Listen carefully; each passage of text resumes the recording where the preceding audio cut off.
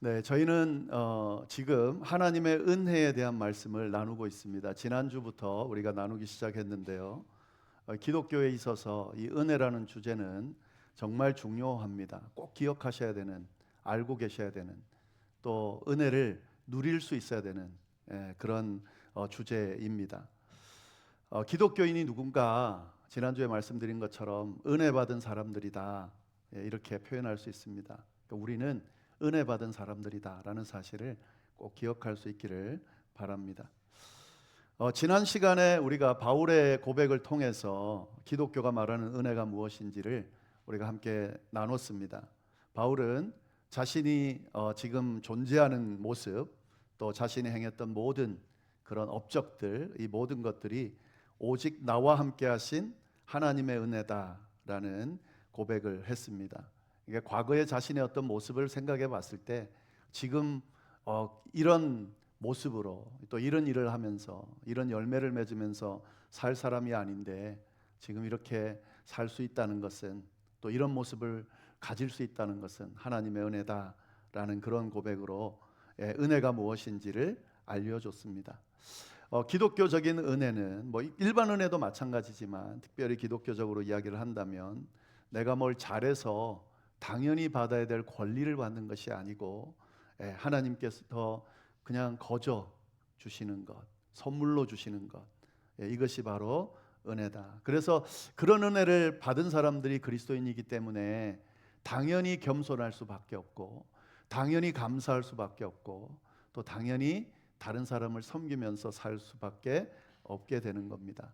그래서 이 원리를 잘 아셔야 됩니다. 무조건 교회 다니면, 그리스도인이 되면 무조건 겸손해야 되고, 무조건 감사해야 되고, 무조건 섬겨야 되고, 이것이 아니라 은혜를 받았기 때문에, 은혜 받은 자의 삶의 자세가 그럴 수밖에 없기 때문에, 그래서 그것을 강조하는 거다라고 하는 이 원리를 잘 이해할 수 있기를 바랍니다. 네, 오늘도 이 은혜와 관련되는 내용을 조금 더 나눠보도록 하겠습니다. 이 기독교적인 은혜가 가지고 있는 의미를 조금 더 폭넓게 알려주는 본문이 오늘 본문인데, 이 사도 바울이 고백한, 은혜와 관련돼서 고백한 그 고백 중에 우리가 꼭 기억해야 되는, 주목해야 되는 그런 내용이 오늘 본문입니다. 지난주 우리가 나눈 내용하고 또 오늘 우리가 나눌 내용입니다. 자, 오늘 말씀을 우리가 살펴보면서 먼저 좀 생각해 봤으면 하는 게 있습니다. 바울이 그 지난주에 자신의 삶을 돌아보면서 하나님의 은혜다, 나의 나 된 것은 하나님의 은혜다라고 고백했습니다. 그러니까 이걸 우리가 다르게 이야기하면 나는 은혜 받은 사람이다, 내 삶은 은혜 받은 삶이다, 뭐 이렇게 고백한 거거든요. 그런데 진짜 그 바울의 삶이 은혜 받은 삶이 맞는가 한번 생각해 볼 필요가 있다는 거죠. 그가 나는 은혜 받은 삶이다라고 하는데 우리가 인간적으로 보기에, 또 세상적으로 보기에 진짜 그게 은혜 받은 삶이 되는가 한번 고민해 볼 필요가 있다 하는 거죠. 왜 이런 말씀을 드리냐면, 사도 바울의 그 생애를 쭉 돌아보면요, 그의 또 삶의 여정을 돌아보면, 뭐 그리스도인이 된 이후의 삶을 봐서도요, 야, 이게 은혜 받은 삶이 될 수 있는가라는 그런 의구심이 드는 삶을 살았습니다. 이 사도 바울의 그 삶을 보면 열심히 살았죠. 뭐 그리스도인 되기 전에도 열심히 살았고, 유대인으로서 열심히 살았고, 그리스도인이 된 후에도 열심히 살았습니다.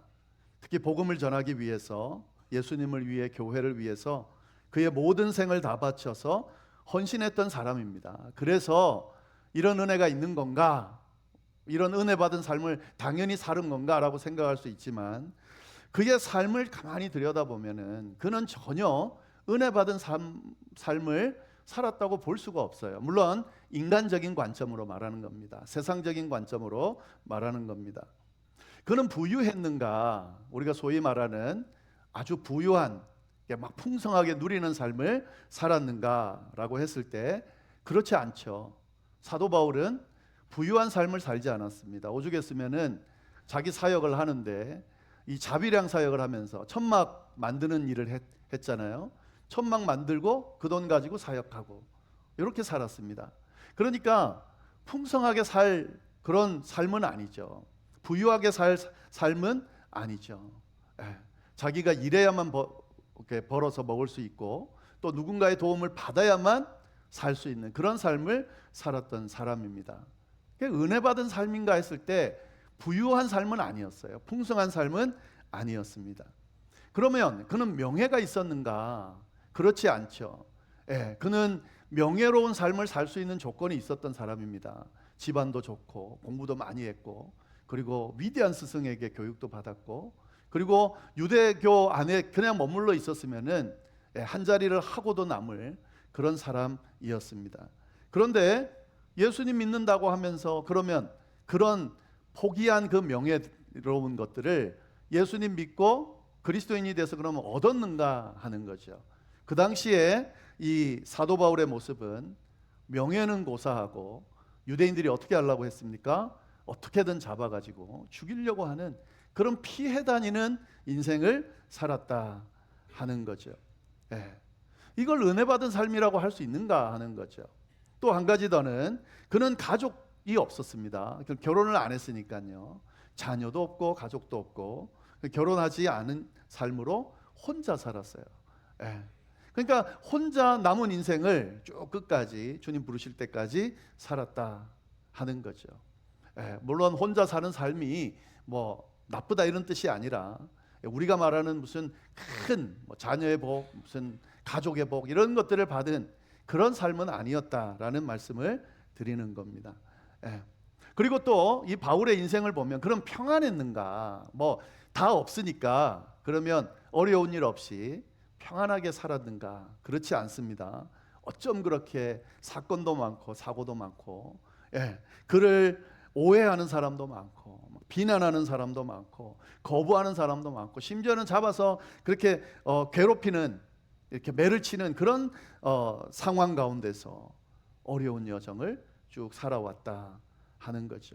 자, 이런 삶을 산 바울이 은혜 받은 삶을 살았다라고 지금 고백하고 있는데 동의가 되시냐 하는 거죠. 예. 우리가 세상적으로 오늘날 인간적으로 생각하면 그는 예수 믿고 은혜 받은 삶을 살았다기보다는 정말 힘들고 어렵고 괴로운 그런 인생을 살았다라고 평가할 수 있을 겁니다. 자, 그런 삶을 살고 있는 사람이 살았던 사람이 뭐라고 고백하는 겁니까? 나의 나 된 것은 하나님의 은혜다 이렇게 고백하고 있다는 거죠.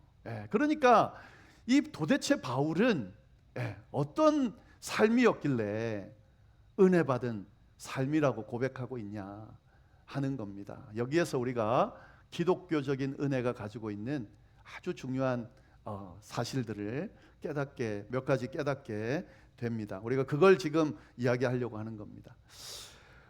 오늘 말씀을 보시면은요, 지금 제가 말씀드린 것만으로도 충분히 불행한 삶을 살았는데 오늘 말씀을 보면 그 불행 중에서도 이렇게까지 우리가 생각하기에 우리보다 훨씬 더 불행한 삶을 살았던 사람이 사도 바울이에요.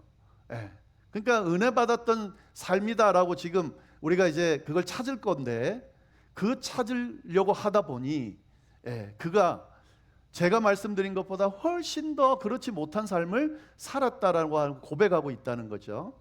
그런데도 불구하고 어떻게 은혜 받은 삶이 되느냐 하는 걸 우리가 찾아봐야 되는 건데요. 7절 말씀을 보시면은 이렇게 이야기를 합니다. 가운데 절에 7절 가운데 절에 내 육체에 가시 곧 사탄의 사자를 주셨다. 사도 바울이 지금 뭐라고 고백하냐면 내 육체에는 가시가 있다는 거예요. 이걸 다르게 표현하면 병에 걸렸다는 거죠. 내게는 질병이 있다는 거예요.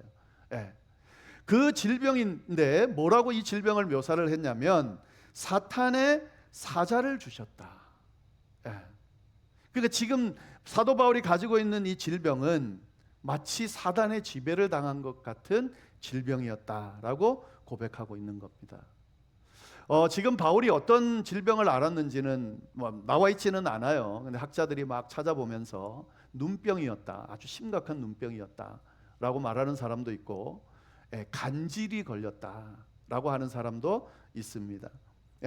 그러니까 어떤 병인지는 모르겠지만 사도 바울이 고백하는 내용으로 보면 심각한데 어느 정도로 심각하냐면 사람들이 시험 들 정도로 그렇게 심각한 질병에 걸렸다 하는 거죠. 단순히 시험이 아니죠. 사단의 사자가 들었다라고 고백할 정도의 시험에 걸렸다. 그러니까 병에 걸렸다 하는 거죠. 예. 사도 바울의 삶이 이거 하나만으로도 정말 본받고 싶지 않은, 그렇게 살고 싶지 않은 그런 삶을 살았다는 것을 볼 수가 있습니다. 이 당시에는 병에 걸렸다라고 하면 죄가 있어서 그렇다라고 하고 또 사단이 지배하고 있다 이렇게 생각을 하고 있거든요. 근데 지금 사도 바울이 이런 병에 걸렸다는 것은 그 병 자체로도 힘들었겠죠. 예, 심각한 병이었을 겁니다. 그런데 이것이 지금 사람들에게 비춰질 때 정말 부끄럽고 수치스러운, 그것도 심지어는 시험이 들게 만드는 그런 질병이었다라고 생각하면 사도 바울에게 있어서 이 삶이라고 하는 것은 참 어떻게 보면 저주받은 삶과 같은 그런 삶을 살았다는 것을 알 수가 있습니다. 그러니까 그런 사역자인데, 복음을 전하는 사역자인데, 심지어는 질병을 고쳐주고 또 심지어는 죽은 자도 살리는 기적을 행했던 사역자인데 자기 병은 못 고치고 있는 거예요. 그러니까 사람들이 생각하기에 그의 어떤 권위라든지 그가 전하는 어떤 메시지라든지 이런 것에 대해서 인정하겠느냐는 거죠. 얼마나 이게 힘들었냐면 이거 지금 8절에 보시면은 그 바울이 이 질병 때문에 얼마나 고민했는지 흔적이 나옵니다. 8절 말씀 우리 같이 한번 읽어보겠습니다. 시작. 이것이 내게서 떠나가게 하기 위하여 내가 3번 주께 간구하였다. 지금 바울에게 있는 이 질병이 좀 없어지게, 고쳐지게 하기 위하여 하나님께 3번을 간구했다라고 이야기를 하고 있습니다. 근데 여기서 3번을 간구했다는 것을 기도할 때 1번 언급하고 2번 언급하고 3번 언급하고 이렇게 생각하시면 안 돼요. 3번을 간구했다, 3번 주께 간구했다는 이 말은 뭐냐면 한 번 한 번이 작정하고 매달렸다는 의미가 이 안에 담겨져 있습니다. 그러니까 이건 진짜 안 되겠는데, 내가 고통스러워서도 안 되겠지만 이것 때문에 시험을 받는 사람들이 생기고 하나님의 사역에 방해가 되는 그런 상황들이 생기는 것을 그냥 두면 안 되겠다. 진짜 이건 하나님하고 하나님께 매달려서 꼭 고침을 받아야 되겠다. 그렇게 해서 작정하고 기도했다는 거예요. 근데 그렇게 작정하고 기도했는데 하나님이 어떻게 했다고요? 안 들어줬겠죠. 그래서 그냥 사는 거예요. 쭉 살다가 계속 그런 일이 반복되니까 바울이 어떻게 했겠습니까? 다시 이거는 하나님 앞에, 이거 하나님이 원하시지 않으셔도 내가 꼭 응답받아야 되겠다라고 2번째 매달리면서 기도했다 하는 거죠. 그런데 2번째도 응답하지 않은 거죠. 그래서 3번이나, 그러니까 이 3번이라는 말은요, 정말 내가 해볼 거 다 해보고 이제 하나님의 뜻을 충분히 알만한데 그래도 내가 3번이나 기도했다, 이런 의미가 있는 거예요. 그러니까 지금 이 질병은 정말 감당하기 쉽지 않은, 바울로서는 사실 감당하기 쉽지 않은, 이걸 그때 같이 안고 가면 안 될 것 같은 그런 질병이었다라는 것을 알 수가 있습니다. 이런 삶을 살았던 사람이 바울이에요. 근데 은혜 받았다 이렇게 말하는 것이 되겠냐 하는 거죠. 그럼에도 불구하고 바울이 뭐라고 그렇게 고백합니까? 나의 나 된 것은 하나님의 은혜였다. 왜 바울은 이렇게 하는 걸까? 할 수 있게 된 걸까? 오늘 이것을 좀 나누려고 하는데 오늘 일부 예배를 하다 보니까 3가지인데 다 하기에는 좀 길어서 2가지만 말씀드리고 다음 주에 좀 더 마지막 것에 대해서 말씀을 드리도록 하겠습니다. 자, 바울이 병을 고쳐달라고 3번이나 기도하고 마지막으로 기도할 때 하나님이 그때 응답하신 내용이 있습니다. 바울은 이 응답 때문에 내 삶이 정말 은혜받은 삶이 아닌데 은혜받은 삶이 되었다라고 고백하고 있습니다. 그게 뭐냐면 9절 상반절 말씀입니다. 9절에 3번 주께 간구했더니 9절에 나에게 이르시기를, 하나님이 답을 줬다는 거죠. 그러면서 뭐라고 이야기하냐면 내 은혜가, 그러니까 나의 은혜가, 하나님의 은혜가 너에게 족하다, 이렇게 응답을 해주셨다 하는 거죠. 병을 고쳐달라고, 그것도 제가 말씀드렸죠. 그냥 한 번이 아니라 이런 정말 모든 걸 다 동원해서 매달리고 또 매달리고, 이거 아니면 저는 죽습니다 하고 매달리는 그에게, 고쳐달라는 그에게 하나님이 병은 안 고쳐주고 뭐라고 이야기하셨다고요? 내가 너에게 준 그 은혜가 족하다, 충분하다 하는 거죠. 네.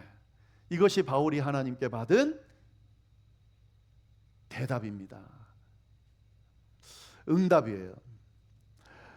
마치 지금 인간적인 시각으로는 절대로 은혜 받지 못한 삶을 살아가는 것처럼 보이는데, 하나님의 관점에서는 뭐라고 지금 말씀하시는 거냐면, 지금 너는 충분한 은혜를 받았다 라고 지금 고백하셨다는 거죠.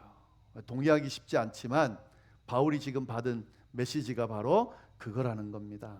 너가 지금 이미 충분히 받았다, 족하다. 족하다는 말은 채우고도 남음이 있다, 이런 뜻이에요. 모자람이 없다, 이런 뜻입니다.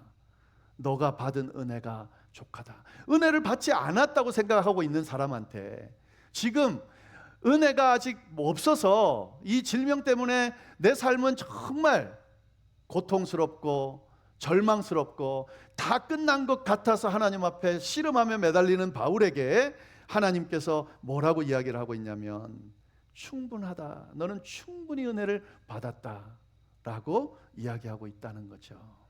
네. 이것이 기독교적인 은혜입니다. 충분한 은혜. 우리가 구하는 것을 넘어서는, 우리가 부족하다고 생각하는 것을 충분히 메꾸고도 남는 은혜, 그 은혜가 바로 기독교적인 은혜다라고 이야기를 하고 있는 거죠. 이 말씀을 이렇게 말하면 동의가 안 될 수 있어요. 좀 다르게 접근을 좀 해보겠습니다.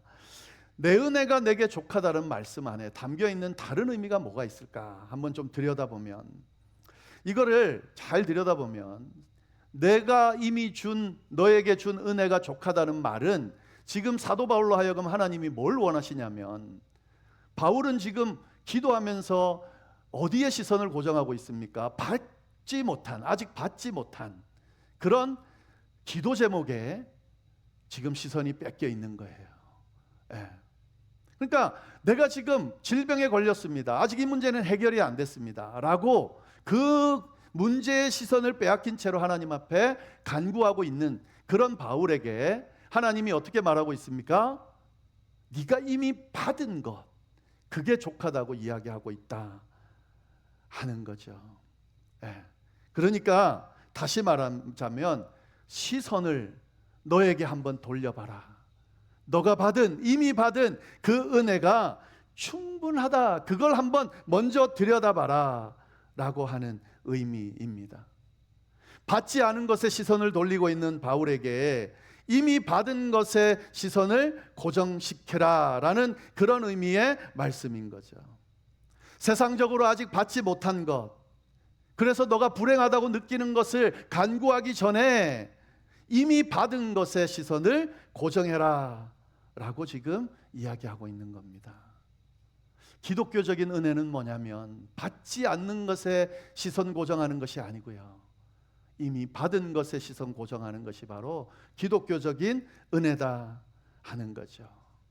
이게 굉장히 영적으로 중요한 관점입니다. 지난주에도 말씀드렸지만 주어지지 않은 것만 바라보고 있으면요 불행해질 수밖에 없어요. 내 시선이 없는 거에만 고정이 돼 있으면 내 인생은 어떻게 됩니까? 없는 인생이 되는 거예요. 내가 지금 필요해서 간구하는 건 있을 수 있지만 거기에 모든 시선을 다 뺏긴다고 한번 생각해 보세요. 세상에 나만큼 불행한 사람은 없는 거죠. 그렇게 여겨질 수밖에 없는 거죠.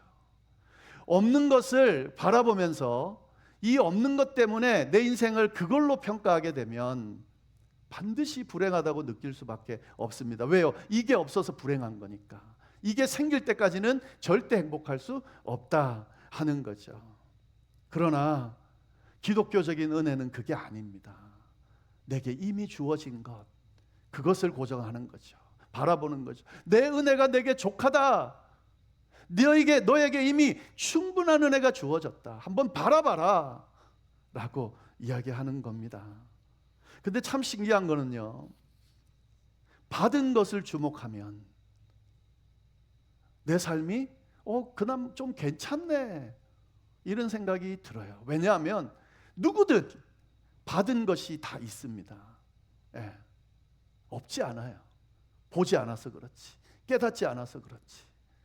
내가 태어나서 지금까지 살아오는 이 삶의 여정에 내게 주어진 것들을 하나하나 헤아리기 시작하면 나는 받은 것이 좀 있네 라는 생각이 당연히 들게 되어 있습니다. 그리고 그것들을 하나하나 헤아리다 보면 어떻게 되냐면 꽤 많네 이런 생각이 들게 돼 있어요.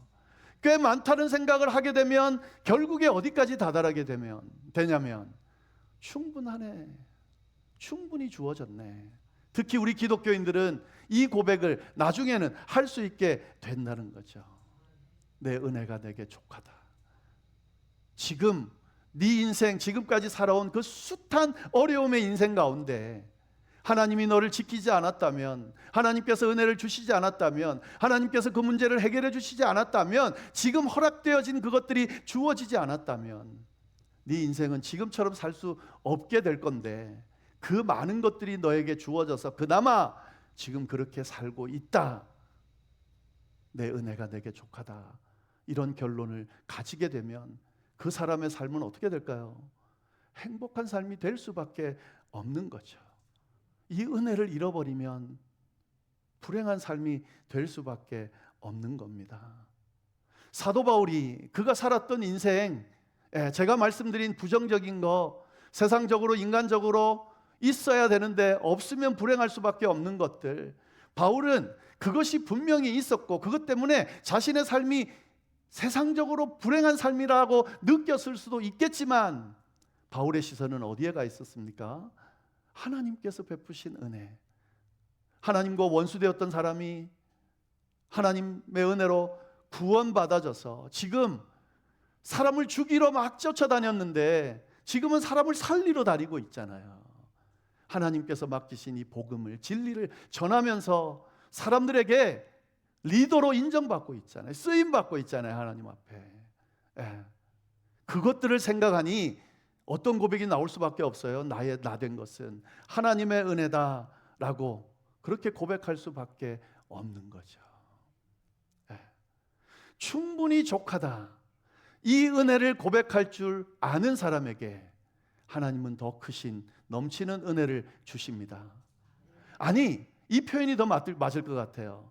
충분히 내게 주어진 은혜가 충분하다고 고백하는 그 사람에게 이미 충분히 주어진 하나님의 은혜를 깨닫고 누릴 수 있게 되는 겁니다.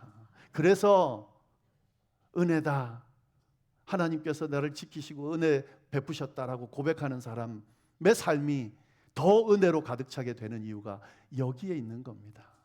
주어진 것들이 있음에도 불구하고 그렇게 중요하죠. 중요하지 않다는 말씀을 드리는 게 아닙니다. 씨름해야죠. 그리고 그것들이 주어져야 내 삶이 좀 더 행복한 것도 맞습니다. 그런데 거기에 시선 뺏기지는 말자는 거죠. 거기에 시선 뺏겨서 내 삶이 불행하다라고 결론을 짓고 있는데 그걸 가만히 내버려 두는 것은 절대 제대로 된 은혜를 받은 사람의 모습이 아니라는 거죠. 하나님께서 이 말씀을 하고 계시는 겁니다. 내 은혜가 내게 족하다. 여기서부터 기독교적인 은혜가 시작된다는 것을 잘 기억할 수 있기를 바랍니다. 내 가정 가운데, 내 삶 가운데 주어진 것들이 있어요. 부족하죠. 근데 주어진 것들이 있다니까요. 그리고 그것들은 내 삶을 풍성하게 만들고도 남음이 있는 그런 넘치는 은혜들입니다. 교회 안에도 마찬가지예요. 부족함이 있죠. 근데 하나님께서 베푸신 은혜들이 있습니다. 그 은혜를 볼 줄 알면 교회 다니고 싶은 맛이 나죠. 이 은혜를 누릴 수 있게 되죠. 이 은혜 안에서 도리어 이 교회를 사랑하게 되고 더 세우려고 할 수 있게 되죠. 내 은혜가 내게 족하다. 이 기독교적인 은혜를, 사도 바울이 고백한 이 은혜를 우리 모두 다 같이 고백할 수 있게 되기를 간절히 바랍니다. 내 은혜가 내게 족하다라는 말 안에 담겨 있는 한 가지 더 내용이 있는데, 이 바울이 7절 말씀을 하면서요, 내 육체의 가시 곧 사탄의 사자를 하나님이 주셨는데, 이렇게만 고백하지 않고 앞뒤에 말을 붙여놨습니다. 그 내용을 좀 보면 좋겠는데요. 7절 제가 한번 다시 읽겠습니다. 여러 계시를 받은 것이 지극히 크므로 너무 자만하지 않게 하시려고 내 육체의 가시 곧 사탄의 사자를 주셨으니 이는 나를 쳐서 너무 자만하지 않게 하려 하심이다. 사도 바울이 지금 자기에게 있는 이 육체의 가시, 질병, 하나님 앞에 씨름하면서 3번이나 씨름하면서 간구하고 없애달라고 했던 그것을 나중에 결론적으로 어떻게 마지막에 해석을 했냐면, 이건 내가 교만하지 않게 하기 위해서 하나님이 나를 위해 주신 거다라고 그렇게 고백을 하고 있다는 거죠. 사도 바울은 굉장히 똑똑한 사람입니다. 그래서 이 사람이 알고 있는 것 중에 하나는 뭐냐면, 교만하면 망한다. 꼭 기독교 이 성경에 나오는 내용뿐만 아니고요, 모든 지혜서들, 우리의 역사 가운데 강조하는 모든 지혜서들, 뭐 종교나 이런 거에 관계없이 모든 지혜서들 가운데 꼭 들어가는 내용이 있습니다. 교만하지 말라는 거예요. 교만은 패망의 선봉이요. 잠언 그 말씀이 다 그렇습니다. 우리가 봐도 알 수 있습니다. 교만한 사람은 꼭 나중에 넘어지게 돼 있어요. 무너지게 돼 있어요. 잘난 척 하다가 막 자기 세상이다 하다가 한 칼에 날아가는 경우가 너무 많습니다. 오늘 세상에도 많습니다. 사도 바울이 지혜로운 사람인 거예요. 삶의 지혜를 아는 사람인 거예요. 교만하면 끝이야, 이걸 알았던 사람이에요. 근데 사도 바울이야말로 교만할 수 있는 삶을 살았던 사람이거든요. 지난주에 말씀드린 것만으로도 대단한데, 오늘 이 앞에 12장 그 앞절에 나오는 내용이 뭐냐면, 이 사도 바울이요, 영적인 경험을 했어요. 근데 어떤 영적인 경험을 했냐면, 환상 가운데 직접 환상이 아니죠. 계시를 통해서 천국을 경험한 그런 경험을 하는 게, 진짜 하나님이 계신 곳을 가서 본 거예요.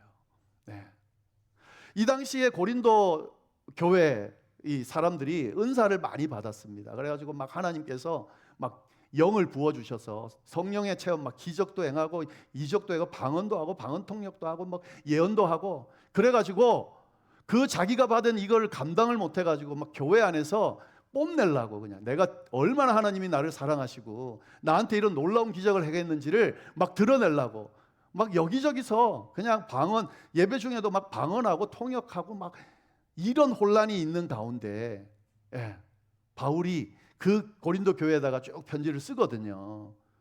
근데 바울이야말로 사실 그런 내용들로 따지면 삼층천을 봤다는 거는 천국을 경험하는 그런 기적을, 이적을, 은혜를 받았다는 거잖아요. 근데 바울이 뭐라고 그러냐면, 나는 이거 자랑하지 않는다. 사람들 앞에 내세우지 않습니다. 왜요? 이게 나를 교만하게 만드는 순간, 이건 하나님의 은혜가 아니고 내가 잘나게 되는 거잖아요. 나 이렇게 대단해. 그러는 순간 기독교의 어떤 기독교인으로서의 모습은 끝나는 거예요. 뭐 이거는 저를 포함해서 다 그렇습니다. 내가 대단하다, 뭔가 나는 엄청나 하는 순간 사단의 먹잇감이 되고 그때부터 나락으로 가는 거예요. 그렇게 무너지는 수많은 대단한 사람들이 너무 많습니다. 근데 바울은 그 길을 가지 않았다는 거죠. 그러면서 뭐라고 해석합니까? 내게 이 육체의 가시가 있는 것이 도리어 나를 교만하지 않게 만들어 주므로, 도리어 하나님을 의지하게 만들어 주므로 이것이 내게 은혜가 됐다라고 고백하고 있다 하는 거죠. 그래서 바울은요, 교만하지 않고 끝까지 겸손하여서 정말 하나님께서 그를 진짜 은혜 가운데 은혜, 축복 가운데 축복으로 그를 세우셔서 오늘까지 우리가 바울 우리와 전혀 상관없는 나라의 사람인데, 시대의 사람인데 지금 우리가 논의하면서 그의 발자취를 따라가려고 하고 있잖아요. 예, 이게 은혜라는 거죠. 예. 우리에게 가시가 있을 수 있어요. 예, 해결되면 좋습니다. 하나님 앞에 사도 바울도 3번 간구했으니까 우리도 3번 간구하셔도 돼요. 그거 간구하지 말라는 게 아니에요. 간구하셔도 됩니다. 사도 바울이 인생의 여정 가운데 몇 번째 어느 연령대에 간구했는지는 잘 모르겠어요.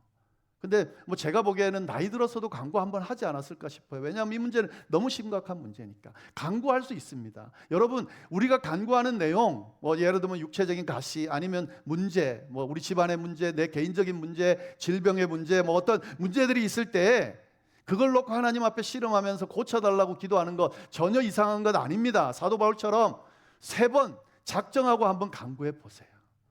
예.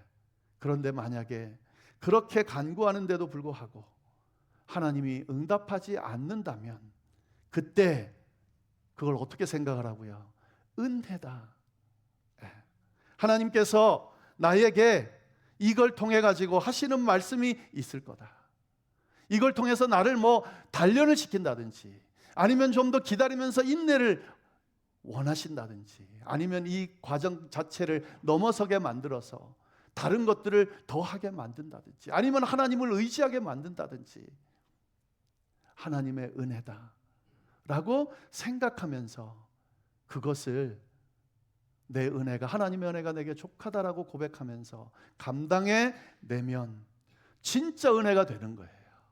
진짜 사도 바울의 그 삶을 복되게 만든 것처럼 이걸 통해서 우리의 삶을 훨씬 더 지금보다 은혜 가운데, 복 가운데 살게 하신다. 오늘 말씀이 우리에게 분명하게 이야기해 주고 있습니다. 이게 기독교적인 은혜입니다. 그냥 뭐 기도 제목 있으면은 이것도 주고 뭐 물질도 주고 건강도 주고 막 해가지고 응답 받으면 은혜다, 이런 정도의 은혜가 아니고요.